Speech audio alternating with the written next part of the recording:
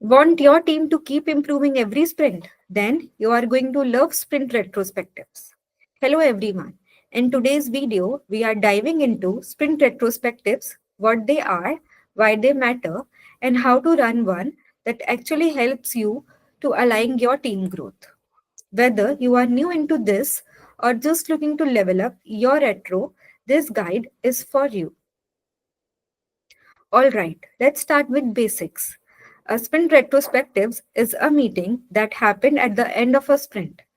It's your team chance to pause, reflect, and improve together. It is usually led by a Scrum Master. The whole team join in. That is the product owner, developer, and yes, even you. Now, why retrospective important? Think of retrospectives as your team's secret sauce of getting better each time. They help you in many ways.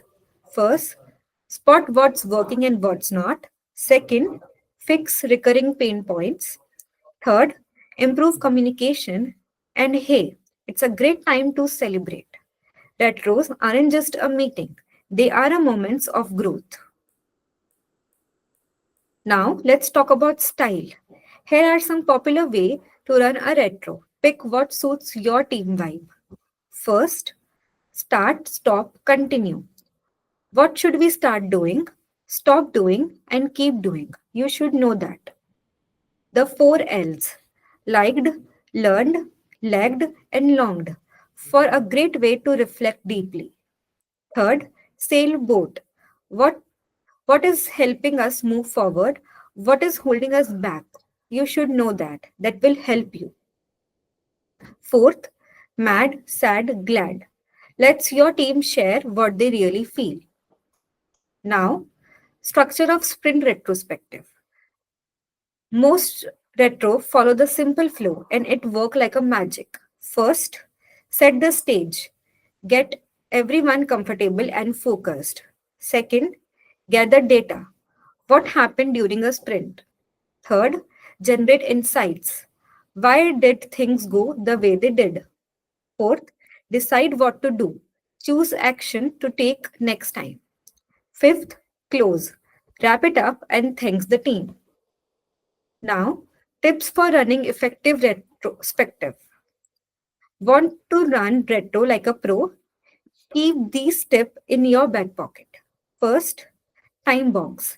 It is 60 to 90 minutes, and that is plenty of time. Second, encourage honest but respectful feedback.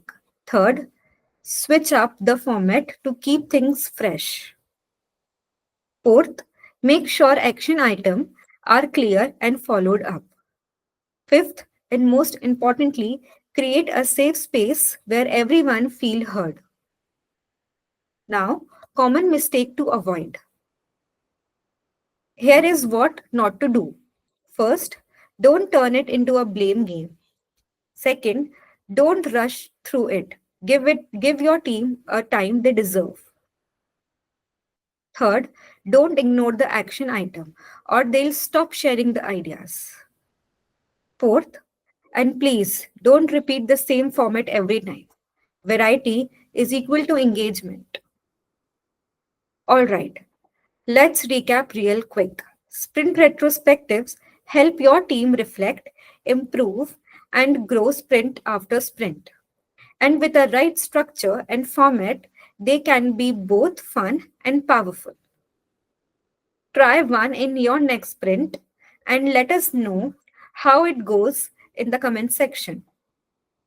If you found this helpful, give it a like, drop your favorite retro format below, and don't forget to subscribe for more align tips. Thank you.